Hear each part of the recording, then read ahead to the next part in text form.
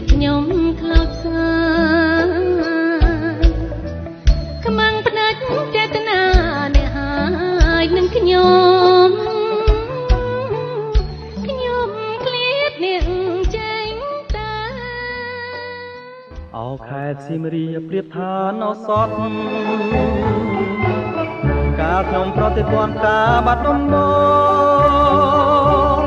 ដល់ចិនខ្ញុំរួញគួនគិនគេងផ្សងតែបាត់ដំបងបងស្មាចំបាឥឡូវបានយល់ចំពេសៀមរាបក្រអូបជួតជ្រាបពោពេញអរាទ្រូងបងបានស្បាយពីរឿងស្នេហា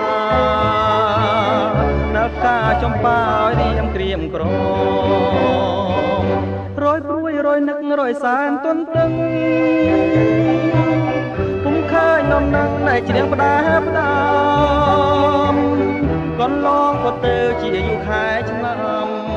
តាឲ្យទ្រាំចាំដេចទៅ